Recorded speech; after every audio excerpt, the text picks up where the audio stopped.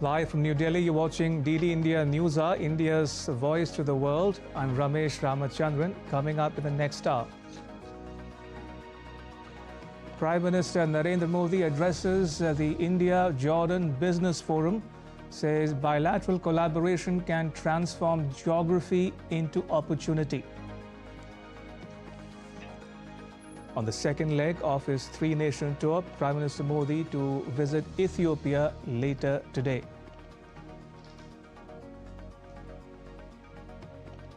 Thailand deports the Luthra brothers, the co-owners of Goa nightclub where a fire killed 25 people, reach India. US President Donald Trump says Ukraine-Russia peace deal closer than ever after Berlin talks. Kyiv could get NATO-style US security guarantees. President Draupadi Murmu leads the nation in paying tributes to the brave fallen heroes on Vijay Diwas, commemorating India's victory in the 1971 war. Defence Minister Rajnath Singh lays a wreath at the National War Memorial.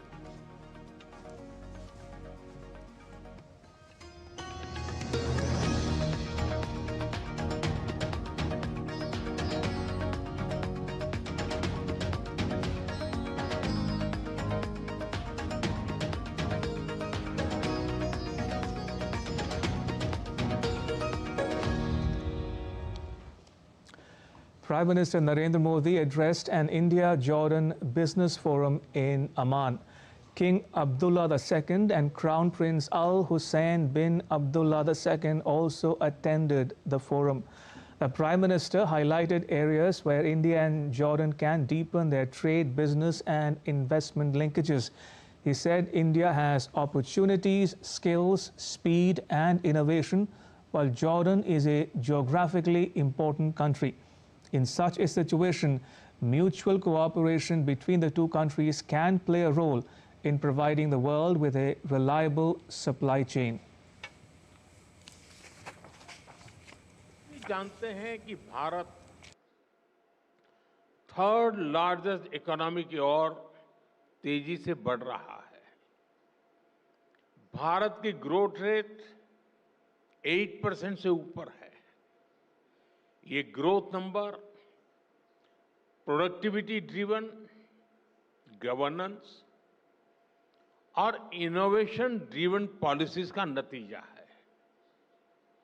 आज दुनिया को नए growth engine चाहिए। दुनिया को एक trusted supply chain की जरूरत है। भारत और जॉर्डन मिलकर दुनिया की इस जरूरत को पूरा करने में बड़ा रोल निभा सकते हैं।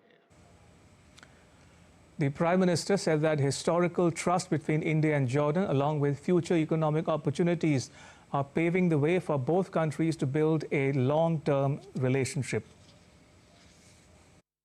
भारत आज जॉर्डन का तीसरा सबसे बड़ा ट्रेडिंग पार्टनर है। मैं जानता हूं कि बिजनेस की दुनिया में नंबर्स का महत्व होता है, लेकिन यहां हम सिर्फ नंबर्स गिनने नहीं आए, बल्कि हम लॉन्ग टर्म रिलेशनशिप बनाने आए हैं। एक जमाना था जब गुजरात से पेट्रा के रास्ते यूरोप तक का व्यापार होता था। हमारी फ्यूचर प्रॉस्पेरिटी के लिए हम वो लिंक्स फिर से रिवाइव करने होंगे और इसको साकार करने में आप सभी का महत्वपूर्ण योगदान रहेगा। He said that startups from India and Jordan can come together to establish new collaborations in digital public infrastructure, fintech, health tech and agri-tech. He said that cooperation in this sector will provide new opportunities. आज Jordan के हर business, हर investor के लिए भी भारत में अवसरों के नए द्वार खुल रहे हैं। मैं आपसी सहयोग के कुछ की सेक्टर्स की चर्चा आपके साथ जरूर करना चाहूंगा। ऐसे सेक्टर जहां विजन, वायबिलिटी और वेलोसिटी ये तीनों मौजूद है। पहला, डिजिटल पब्लिक इंफ्रास्ट्रक्चर और आईटी। इसमें भारत का अनुभव जॉर्डन के बहुत काम आ सकता है। हिज मैजेस्टी और मैंने इन फ्रेमवर्क्स को जॉर्डन के सिस्टम से जोड़ने पर चर्चा की है। हम दोनों देश फिनटेक, हेल्थ टेक, एग्रीटेक ऐसे अनेक सेक्टर्स में अपने स्टार्टअप्स को डायरेक्टली कनेक्ट कर सकते हैं। In addition to fertilizers, the Prime Minister spoke about cooperation with Jordan in the pharmaceutical sector, saying that this sector will be beneficial for the world. Pharma और medical devices के क्षेत्र में भी अनेक संभावनाएं हैं। आज हेल्थ केयर सिर्फ एक सेक्टर नहीं है, बल्कि एक स्ट्रेटेजिक प्रायोरिटी है। जॉर्डन में भारतीय कंपनियां मेडिसिन बनाएं, मेडिकल डिवाइस बनाएं, इससे जॉर्डन के लोगों को तो फायदा होगा ही। वेस्ट एशिया और अफ्रीका के लिए भी जॉर्डन एक रिलायबल हब बन सकता है। जेनरिक्स हो, वैक्सीन्स हो, आयुर्वेद हो या wellness, India brings trust and Jordan brings reach. The Prime Minister described infrastructure sector as essential for development. He appreciated the Jordan King's vision for reconstruction in Syria. Friends, infrastructure और construction तेज growth के लिए बहुत जरूरी है। इन क्षेत्रों में हमारा collaboration हमें स्पीड और स्केल दोनों देगा। हिज मैजेस्टी ने जॉर्डन में रेलवे और नेक्स्ट जनरेशन इंफ्रास्ट्रक्चर बनाने का विजन साझा किया है। मैं उनको विश्वास दिलाना चाहता हूं कि हमारी कंपनियां उनके विजन को साकार करने के लिए सक्षम भी हैं और उत्सुक भी हैं। कल हमारी मुलाकात में हिज मैजेस्टी ने सीरिया में इंफ्रास्ट्रक्चर रिकंस्ट्रक्शन की जरूरतों के बारे में भी बताया। भारत और जॉर्डन की कंपनीज इन जरूरतों को पूरा करने पर मिलकर काम कर सकती है। Addressing the business forum, King Abdullah II said that India has witnessed great growth under Prime Minister Modi's leadership. He said that with Jordan's strategic location and FTAs and India's economic growth, both countries hold the potential to build an economic corridor linking South Asia with West Asia, Africa and Europe. India has witnessed great growth, and we look forward to working with you all to take our economic partnership to further heights. Jordan offers competitive advantages across key sectors such as food, fertilizer, pharmaceuticals, textiles, ICT, energy, mining, tourism, advanced manufacturing, and logistics. With Jordan's strategic location and FTAs, and with India's economic power and advanced industries, we have the potential to build an economic corridor that links South Asia to the Middle East, Africa, and Europe. Meanwhile, exploring ancient links between India and Jordan, Prime Minister Modi and Crown Prince Al Hussein bin Abdullah II visited the Jordan Museum, reflecting on shared civilizational links and the centuries-old connections between India and Jordan. They were given a special tour of the museum by Princess Sumaya bint Al Hassan, the vice chair of the museum. The Jordan Museum aims to preserve and present the country's rich cultural heritage. It is a learning center that shares knowledge in many engaging ways. This knowledge is kept up to date through ongoing research for every section the museum offers, from gallery exhibitions to conservational and educational programs. This according to the museum's official website.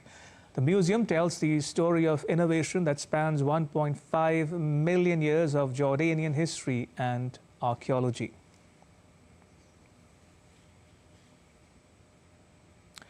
And earlier, in a rare and warm display of friendship, Jordan's Crown Prince personally drove the Prime Minister in a car to the Jordan Museum. The Prime Minister shared the moment on X, captioning it as, "On the way to the Jordan Museum with His Royal Highness Crown Prince Al Hussein bin Abdullah II. The Crown Prince is the 42nd generation direct descendant of Prophet Muhammad."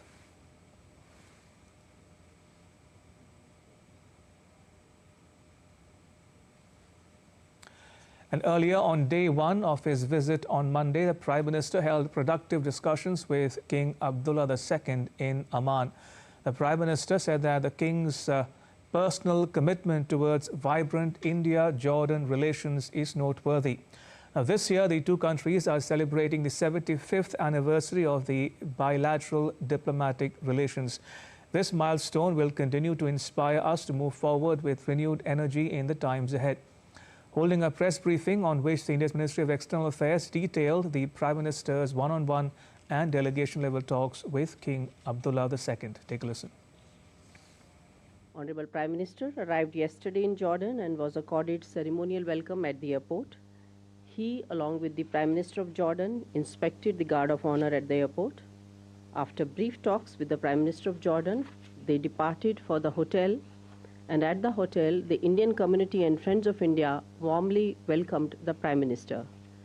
There was a small cultural program at the hotel to welcome the Prime Minister.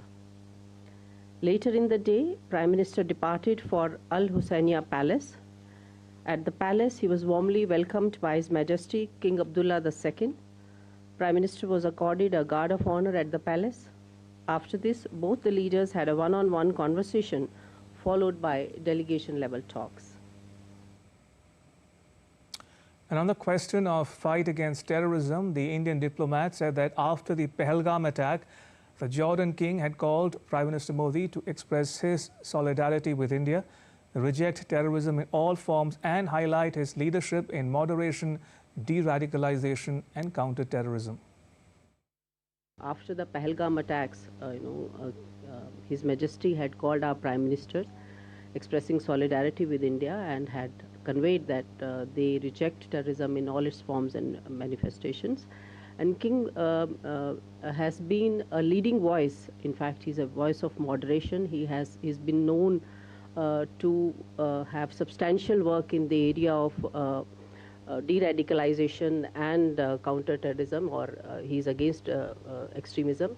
He has some very well-known initiatives, in fact, which he has initiated. We know the Aqaba process is a multilateral initiative. India has also been participating in that.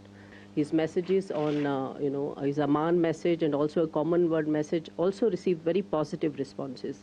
We appreciate his views, and we have been discussing, counter-terrorism with him.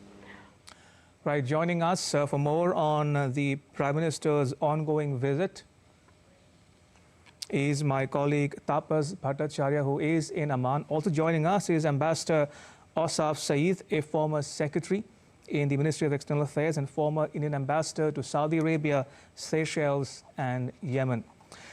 Ambassador, before I come to you, let me go across to my colleague Tapas. Tapas, what more can you tell us about the just concluded business event in particular?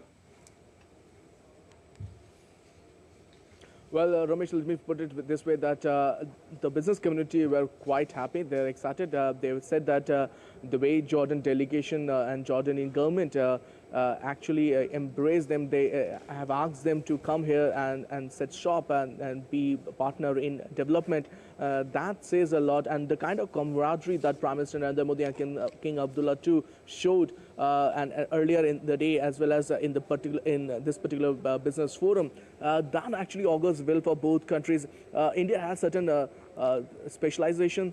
Jordan has certain things to offer to India, and they believe that both business leaders from both countries believe that both countries can actually take a leaf out of that and actually can grow together. Just to put it into perspective, we spoke to some of the Indian fintech company, Indian medtech companies, and they said that with the Prime Minister's involvement, they believe that they can have a major stake here in Jordan, and from Jordan they can have they can actually expand across the West Asia as well as in Africa and other countries, as Jordan has FTAs with almost more than 15 countries, including European Union and United States. So they want to take a full advantage of that. We spoke to some of the members of the Senate, Jordan Senate, and they were very happy. They said that they believe that India, being an elder brother, can help Jordan economy revamp itself, especially when it comes to critical mineral, new and renewable energies resources, and at the same time providing a cutting-edge education system to its society. So it's a win-win situation for both countries, and hopefully in the near future, this will translate in a much bigger reform and much bigger practice for both countries. Also, one point that the senator mentioned, that they want the next visit to happen in India so that they can come and experience the incredible India that they have heard so much about. So, looking forward to the Jordanian side is looking forward to come to India. Ramesh. And quickly, before we let you go, Tapas, you've spent the last several days in Jordan. You also heard the Ministry of External Affairs hold a briefing on the visit. Recap for our viewers some of the highlights of the Prime Minister's visit to Jordan. Right, so Ramesh, it's a fact that Prime Minister's Jordan visit is expected to be a major game changer. It's a watershed moment for both countries. To be specific, the Jordan's location, the geographical location, provides India access to the West Asia. Any sort of a West Asia peace plan will have Jordan in its middle. So India required Jordan, and Jordan also required India in that sense. And also there are 5 MOUs, in fact 4 MOUs and a letter of intent that was also signed by both the countries. And it shows that Jordan wants to have India as its partner, not just in a sense, but in a way that it surpasses the generic trade partnership that generally we saw. So they have been working together, and as I mentioned, it's be it in the partnership of digital transformation, be it in the partnership of MOU in new and renewable energy, water, irrigation, water development. All these are very important. They want to again reopen the trade route from Gujarat all the way to Petra and then to Africa. And remember, at one point of time in history, they used to have that kind of a trade route. It used to be called the Golden Route. So they want to again re-establish that. And in fact, because of that, they have signed an agreement on a twining agreement between Ellora in India, Ellora Caves in India, and Petra in Jordan. Petra is one of the 7 wonders of the world, and Ellora, we all know, is a pride of India. So they want to inculcate an agreement which can benefit both countries, and that's something that they've been talking about. So 5, and also Jordan wants to, they have shown their interest in becoming part of India's International Solar Alliance, Global Biofuel Alliance, and also in CDRI. So it's a holistic 360-degree development and a partnership that we are looking forward in days to come. Ramesh. All right, we'll leave you there for now. Tapas, thank you. Tapas Bhattacharya reporting there from Amman in Jordan. Right, going across to our guest, Ambassador Saeed, who is joining us on this broadcast. Ambassador, welcome once again to this discussion. Now, before we discuss the substantive outcomes from the visit, let me focus a bit on the symbolism of the visit as well. And we just saw towards the end of the Prime Minister's visit to Jordan, the Crown Prince personally driving the Prime Minister first to the museum and then seeing him off at the airport. So your thoughts on the symbolism attached to this visit of the Prime Minister to Jordan to begin with? Thank you, Mr. Ramchandran. I'm glad to talk to you after a long time. You talked about symbolism. Symbolism is extremely important in the Arab world. And these gestures show that Jordan regards India as an extremely important country. And I think over a period of time since Prime Minister Narendra Modi took office, he has very successfully developed personal chemistry with the leaders of the Arab world.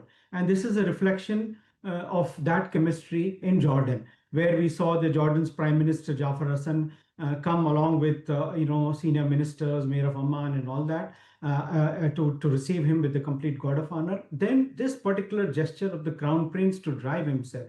This is the highest honor as a personal friend they could give to a leader. So this is a very important gesture, and it reminds me of the similar gestures which our Prime Minister received when he visited Saudi Arabia and UAE.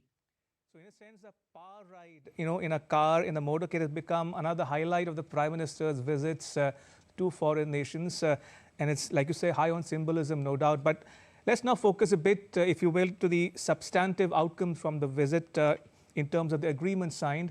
Are you satisfied with the agreements and the nature of the discourse during the visit?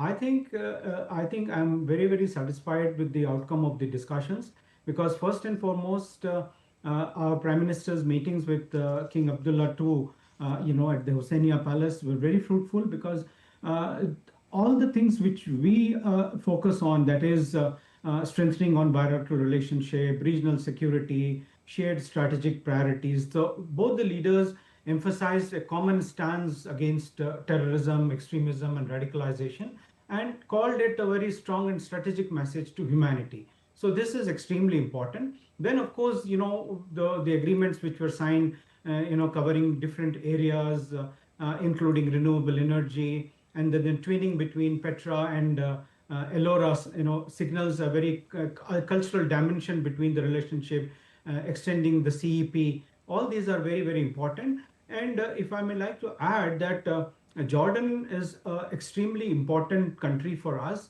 One, from the strategic point of view, if we see, and of course, we just talked about the location and all. Other also is the religious symbolism which is associated with the Jordanian leadership, because King Hussein is the direct descendant of Prophet Muhammad, and in that capacity, he is also the custodian of Jerusalem's holy sites, especially Al-Aqsa, which has significance, in the entire Islamic world. At the same time, the Kingdom of Jordan is a balanced voice in the Arab world, and discussions on whether Israel, Gaza, or any other Palestinian two-state solution, or acting as a buffer in Levantine instability, Jordan plays a critical role. And if India has to, reach out to the other partners in the Arab world, like the Palestinians and Syrians, Jordan would be a good, conduit country with us. And especially since there is a reconstruction, possibilities which are emerging both in Gaza as well as Syria. And for Gaza, we have already pledged about 4 million towards reconstruction. Jordan will emerge as a very important partner for India. Now, coming to our own bilateral thing, one of the important aspects of Jordan is that it is a primary supplier of fertilizers to India, mainly phosphates and phosphoric acid, which are extremely essential for India's agricultural growth. And if you look at the figures, last year alone, the import of fertilizers from Jordan actually exceeded $1.2 billion. Mm-hmm. So I think this particular visit would provide us an opportunity to discuss long-term fertilizer supplies, and so that we take care of the food security aspect, which is very important for our population. Another extremely important dimension of Jordan, from my understanding, is that when the proposal for India, Middle East, Europe Economic Corridor was mooted during the India's presidency of G20. So when it is conceived, Jordan is an important element of this. First, of course, there will be from India to connectivity between India and the Gulf countries, and from Gulf countries, particularly Saudi Arabia, railroad to Jordan. So Jordan is an important angle from Jordan to Haifa, and then thereafter to Europe. Indeed. So for us, as a connectivity, it is extremely important to establish good relations. Ambassador, talking about Jordan's importance, like you mentioned, in terms of fertilizer, in terms of connectivity, trade corridor, Another important feature, if I may add here, is King Abdullah II himself is an advocate of interfaith harmony. Now, does King Abdullah's leadership in addressing terrorism, extremism and radicalization hold lessons for the region and world at large? Yes, I think it is indeed, because West Asia has always been a troubled spot, and where we had seen several non-state actors, like Hamas and Hezbollah and the Houthis, fomenting trouble in that area. Then we also had Al-Shabaab from Somalia, and many other players which are like that, ISIS, Al-Qaeda. So I think within that, we see Jordan as a very moderate voice of Islam, and has a salutary effect on the population. So I think it is extremely important to cultivate this kind of relationships where interfaith aspect is there, for people who are living there, and as well as for people in the region. Indeed. Ambassador, I've been reading some of your writings on the Prime Minister's visit, and I wanted to ask you also about the geopolitical flux that we're seeing in the region and the timing of the Prime Minister's visit. I'm afraid that's all we have time for. I will have to leave it at that. May I thank you for joining us and sharing your perspectives with our viewers at home and abroad. Thank you for your time. Much appreciated. So after concluding his successful visit to Jordan, the Prime Minister departed for Ethiopia on the second leg of his three-nation tour. In a warm gesture, Crown Prince Al Hussein bin Abdullah II personally came to the airport to see the Prime Minister off. The visit aims to strengthen bilateral ties by expanding trade and investment opportunities.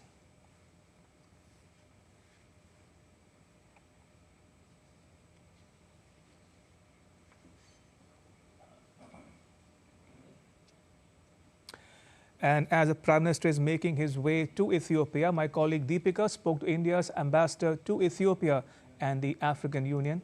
Take a listen. This is the first visit by the Prime Minister Shri Narendra Modi ji to Ethiopia.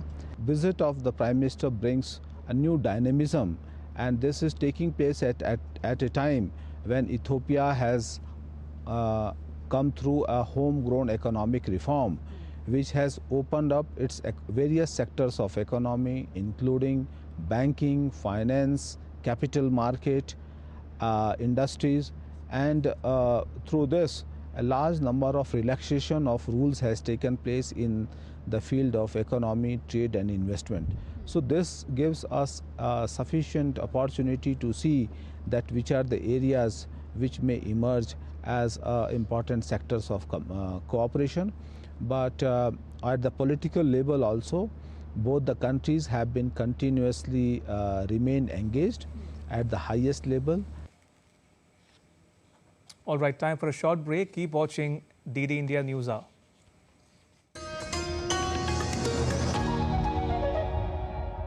The US launched a bombing campaign against Iran. The Philippines vessel suffered structural damage. The saga of child sexual abuse is the United States China's debt trap strategy. Truth is stranger than fiction. But sometimes hard to uncover.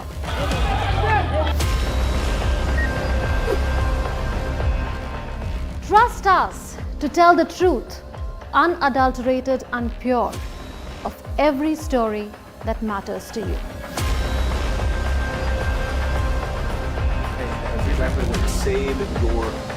You read between the lines, cut the clutter, and connect the dots to get you the full picture.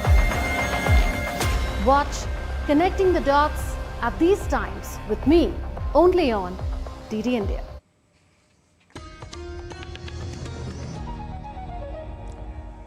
Welcome back. You're watching DD India News Hour. I'm Ramesh Ramachandran. A quick recap of the headlines.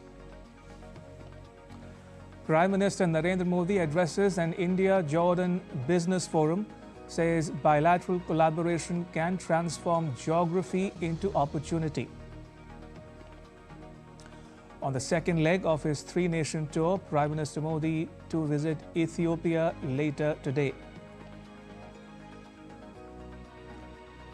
Thailand deports the Luthra brothers, the co-owners of Goa nightclub where a fire killed 25 people, reach India.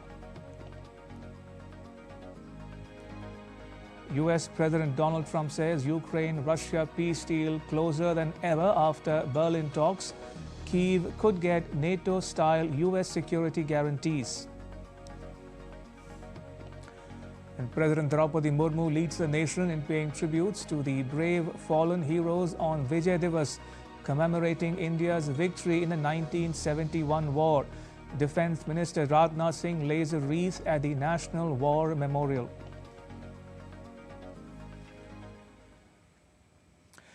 India is celebrating Vijay Diwas today. It commemorates the anniversary of the victory of the Indian Armed Forces in the 1971 India-Pakistan war, in which about 93,000 Pakistani soldiers surrendered, which resulted in the liberation of Bangladesh. The war began with Pakistan launching preemptive airstrikes against 11 Indian air bases on 3rd December.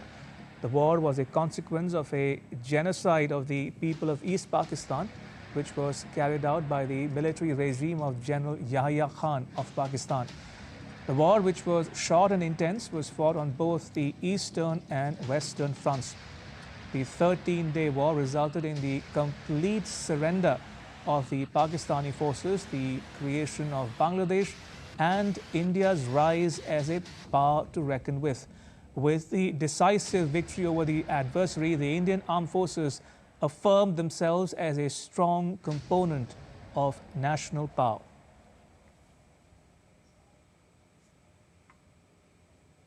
And on the solemn occasion of Vijay Diwas, Veterans India organized a program in New Delhi. The event brought together veterans, policymakers, academics, and civil society representatives, creating a platform to honor martyrs and strengthen national consciousness. Minister of State for Defence Sanjay Seth was the chief guest at the event. He felicitated the veterans and hailed the sacrifices of courageous soldiers in protecting the nation since independence. He also spoke about the vision of making India a developed nation by 2047.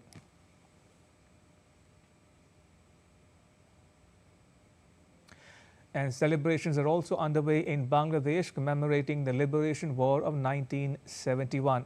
Marking the occasion, both India and Bangladesh invite each other's war veterans and serving officers to participate annually in each other's Victory Day celebrations.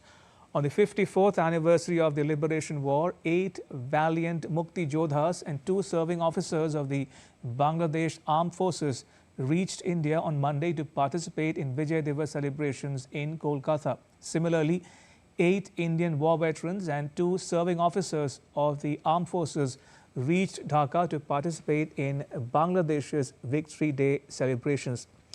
These bilateral visits provide a platform for Bangladeshi Mukti Jodhas and Indian war veterans to celebrate the unique friendship of the two countries and renew memories of the Liberation War.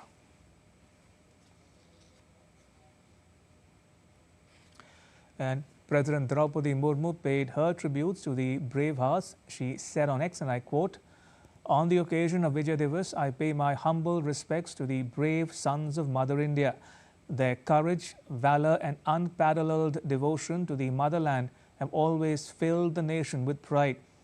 Their heroism and patriotism will continue to inspire the people of the country." The Indian Army's Empowerment through Indigenization initiative reflects a commitment to being prepared for future challenges. In Operation Sindoor, the Army has demonstrated self-reliance, strategic resolve, and the effective use of modern warfare techniques, which serves as an inspiration for the entire nation. I extend my best wishes to all soldiers and their families. Jai Hind, unquote. And Prime Minister Modi said on X, and I quote, "On Vijay Diwas, we remember the brave soldiers whose courage and sacrifice ensured India had a historic victory in 1971. Their steadfast resolve and selfless service protected our nation and etched a moment of pride in our history. This day stands as a salute to their valor and a reminder of their unmatched spirit." Their heroism continues to inspire generations of Indians, unquote.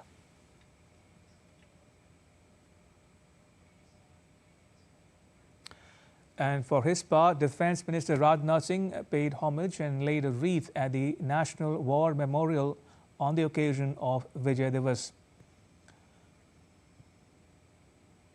Taking to social media, the minister said that on Vijay Diwas, the nation bows in pride and gratitude to the Indian Armed Forces who delivered the decisive victory of 1971. The Army, Navy and Air Force operated in flawless coordination, reshaping history and asserting India's strategic resolve. Their valor, discipline and combat spirit continue to inspire generations and strengthen our national will.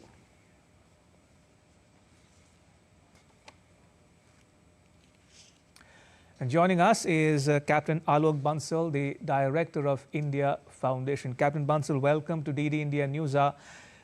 To begin with, your thoughts on the history and significance of this day for India, Captain. See, 16th December is a very, very significant day because it earned India one of its greatest military victories in modern times. In fact, it was one of the greatest military victory by any country in post-World War II era. Close to 90,000 soldiers surrendering is a huge, huge factor. Indian armed forces achieved in a short span of 14 days what many would have perceived that would take months or even years, considering the difficult terrain of Bangladesh. And we have seen in recent past, even powerful countries like Russia have really not been able to make too much of progress after years. So I think if we look at it in perspective, it was a huge, huge achievement. And this was only possible because of a brilliant moves by Indian Armed Forces, as well as the support of Bangladeshi population in the form of Mukti Bahini, which provided full-fledged support to Indian Armed Forces. But at the moment, this Victory Day looks slightly ironical because in Bangladesh of late we have seen resurgence of pro-Pakistan organizations which are gaining ground within Bangladesh. So I think a time has come for both India and Bangladesh to celebrate this Victory Day and reiterate the spirit of liberation war. Captain Bansal, you spoke about the 2024 protests in Bangladesh. Do you think Bangladesh of today runs the risk of turning its back on the achievements of the 1971 liberation war? Is that, you see that happening on the ground? See, there is a conspiracy to do so. I am not sure Bangladesh will ever do so because the vast majority of Bangladeshi citizens cherish their independence. They celebrate the liberation war. But in between, there was an attempt by certain vested quarters to turn these achievements, cover these achievements, mask them, demolish the father of the nation who led Bangladeshi people in spirit during the war, and probably try and belittle the achievements of liberation war. But I don't think so. The Bangladeshi populace will accept that, and to that extent, I have no doubts that Victory Day will be celebrated both in India and Bangladesh, and attempts by certain external powers and certain vested interest within Bangladesh to undermine the spirit of liberation will be successful.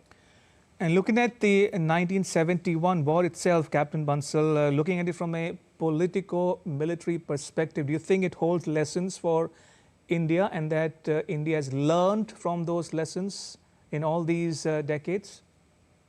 I think to some extent we have learned because that was a war which actually showed us the significance of politico-military cohesion. And we saw that the political leadership provided the right leadership to the military forces, and the three forces came together and worked in unison. So this was a huge achievement. This also shows us how important is the popular support in any conflict like this. So the factor of reaching out to the populace is extremely important. And for that particular reason, we need to know the populace well, especially in our arena of conflict. Captain Bansal, thank you for joining us. Appreciate it. Thank you. Right, moving on, the Indian Navy commissioned the first vessel of the indigenously designed and constructed diving support craft, the DSC-A-20, at the Kochi Naval Base on Tuesday. The ship was formally inducted in the presence of Vice Admiral Samir Saxena, the Flag Officer Commanding-in-Chief, Southern Naval Command. The event marks the addition of a key operational asset to the Navy's inventory, enhancing its diving and underwater support capability. The commissioning of the DSC-A-20 marks a milestone in India's pursuit of self-reliance and exemplifies success of the Make in India initiative in the maritime domain. Education Minister Dharmendra Pradhan introduced the Viksit Bharat Shiksha Adhishtan Bill 2025 in the Lok Sabha today. The bill provides for the establishment of the Viksit Bharat Shiksha Adhishtan as an apex body, along with three councils: the Viksit Bharat Shiksha Vinimayan Parishad, or the Regulatory Council, the Viksit Bharat Shiksha Gunvata Parishad, or the Accreditation Council, and the Viksit Bharat Shiksha Manak Parishad, or the Standards Council. Now, rooted in the principles of the NEP 2020, the reform strengthens institutional autonomy, accreditation and academic standards of higher education institutions, creating an enabling environment for excellence in education, research and innovation. Institutions will be encouraged to become autonomous by achieving highest level of quality through public disclosure. Under this framework, all higher educational institutions currently under the Ministry of Education, the UGC, the AICTE and the NCTE will come under the Viksit Bharat Shiksha Adhishtan, ensuring consistency, quality and global competitiveness. The Viksit Bharat Shiksha Adhishtan Bill 2025 marks a landmark reform aligned with the vision of India's Prime Minister, Mr. Modi, to modernize India's higher education system.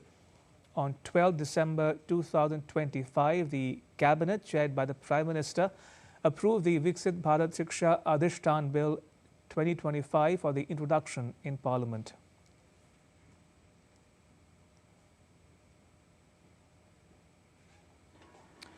In more news from the Parliament, Rural Development Minister Shivraj Singh Chauhan introduced the Viksit Bharat Guarantee for Rozgar and Ajivika Mission Grameen 2025 bill in the Lok Sabha.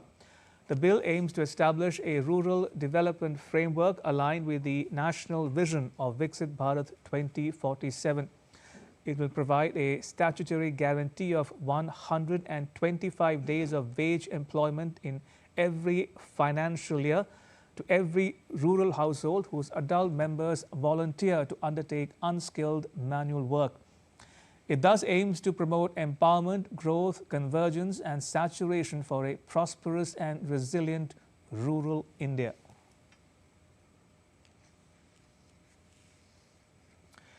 The Luthra brothers, owners of a Goa club where a fire killed 25 people, have reached India. The aircraft carrying the Luthra brothers landed in New Delhi. A team of Goa police was present at the airport. The brothers will be brought to the Patiala House Court, where the Goa police, we are told, will seek a transit remand. They will then be taken to Goa. The officials of Indian agencies had arrived in Thailand on Monday, where the two brothers, Gaurav and Saurabh, had been kept in detention by the Thai authorities.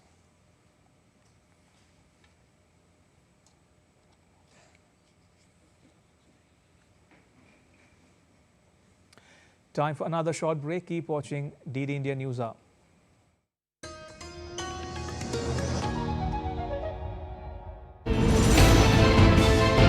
Geopolitics and trade deals. Economic challenges amid development.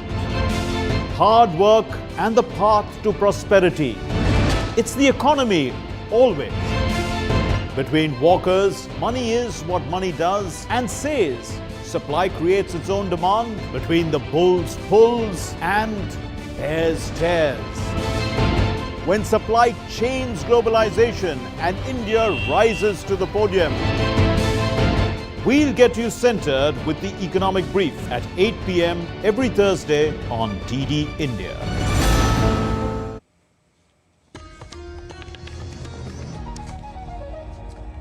Welcome back. You're watching DD India News Hour. I am Ramesh Ramachandran.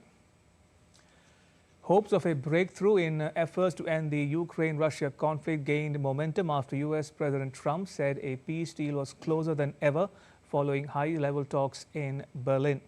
European leaders backed US-led security guarantees even as sharp disagreements remain over territory and long-term arrangements. It's a report by DD India's Harshita Oberoi. US President Donald Trump has said that momentum towards ending the Russia-Ukraine conflict has reached its strongest point after intensive diplomatic talks in Berlin. Speaking alongside reports of closed-door negotiations with Ukrainian President Volodymyr Zelensky and leaders from Britain, France, Germany, and NATO, Trump said that discussions had been constructive and that negotiators were closer than ever to reaching an agreement. And I think we're closer now, and they will tell you that they're closer now. We had numerous conversations with President Putin of Russia, and I think we're closer now than we have been ever. And we'll see what we can do. We want to save a lot of lives. We sell equipment to NATO. We don't spend any money, but we do want to see if we can save a lot of lives. European leaders issued a joint statement proposing a multinational force to help enforce any peace agreement. The plan included continued military support for Ukraine, a peacetime force of 800,000 troops, and a US-led ceasefire monitoring and verification mechanism. US officials said the guarantees would be similar to NATO's Article 5, treating an attack on one as an attack on all. EU Commission President Ursula von der Leyen welcomed the outcome of the talks, calling them real and concrete progress towards peace. She added that any decision regarding the territories has to be Ukraine's call. So we will continue working closely with President Zelensky and President Trump to achieve what we all want: a just and lasting peace that preserves Ukraine's sovereignty and strengthens its security.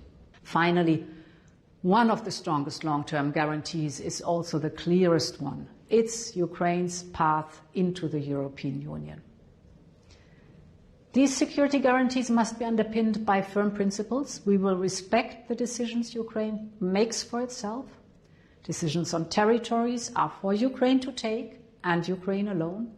German Chancellor Friedrich Merz said that Berlin talks had opened the door to a genuine peace process. However, Merz said that the territorial question remained unresolved and stressed that only the Ukrainian people and President Zelensky could decide Ukraine's borders. Ukrainian President Volodymyr Zelensky said that talks with US envoys had been difficult but productive, particularly on security guarantees. He further added that major differences remained over territory and rejected calls for Ukraine to withdraw from parts of Donbass, including Donetsk and Lugansk. Our conversations are never easy, I will say honestly, but this one was productive, with many details discussed, and it is important that a significant amount of time is devoted to such talks. Russia said it was awaiting details from Washington and reiterated its opposition to NATO expansion. Harshita Oberoi's report, TD India. Germany has long been known as the export world champion, selling cars, engines and machines all over the world. But as global trade is shifting, the country is seeing things change. Lars Holter is with Deutsche Welle and he joins me from Berlin. Lars, what can you tell us about Germany's trade?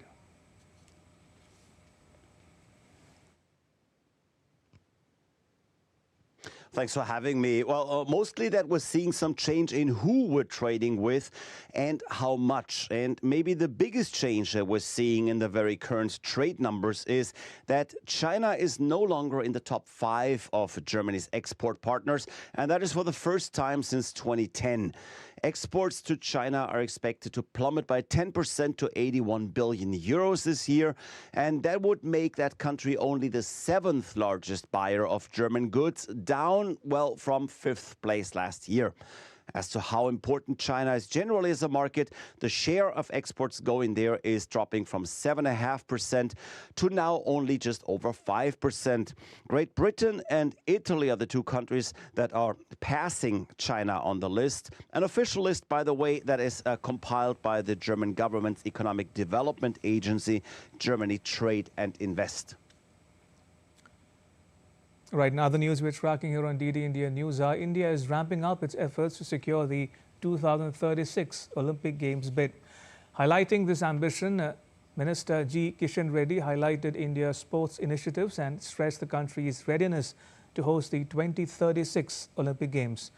The minister emphasized on Prime Minister Modi's leadership under the Khelo India scheme to maximize people's participation. Bharat को 2036 Olympic host करने के पूरे कोशिश भारत के तरफ से जारी है। आज हम इसी दिशा में प्रधानमंत्री जी के नेतृत्व में हम खेल सेक्टर में आगे बढ़ रहे हैं। खेलो इंडिया स्कीम का उद्देश्य आज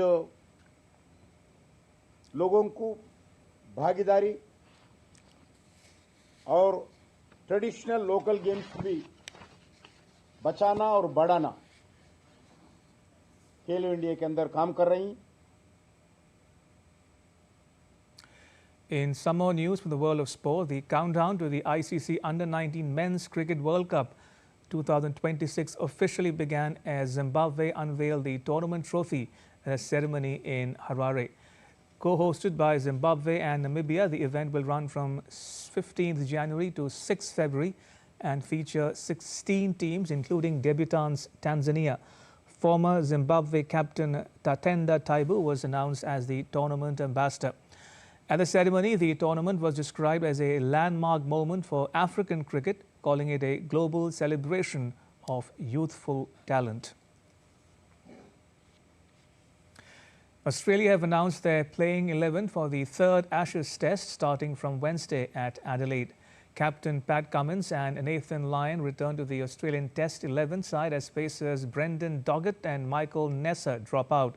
Seasoned opener Usman Khwaja will miss out as well, while reserve batter Josh Inglis keeps his spot in the side against the Three Lions at the Adelaide Oval. Cummins-led Australia currently lead the 5-match series 2-0. With momentum on their side, the Aussies will look to seal the series in a dominant fashion. To football now, Paris Saint-Germain dominated the list of nominees for FIFA's third best awards after the historic treble-winning season in 2025. Ballon d'Or winner Ousmane Dembele is joined by 3 teammates on the list for Men's Player of the Year, while Luis Enrique is the favourite to lift the Men's Coach of the Year award. Dembele faces competition from Barcelona's Spanish winger Lamine Yamal and Real Madrid's French striker Kylian Mbappe. However, last year's winner, Real Madrid winger Vinicius Jr. has not been included in this year's final shortlist. The other 2 members of last year's top 3, Rodri and Jude Bellingham, have also missed out. In the women's category, Champions League winners Chloe Kelly, Alessio Russo and Leah Williamson, along with 2-time reigning Player of the Year Aitana Bonmati, have made the cut. The Best FIFA Football Awards ceremony will take place in Doha, Qatar on Tuesday.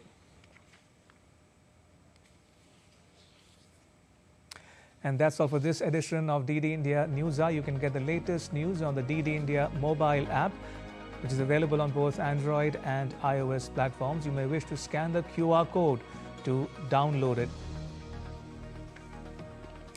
And we'll be back with more news as it breaks here on DD India. I'm Ramesh Ramachandran from all of us here in New Delhi. Thanks for watching DD India News Hour.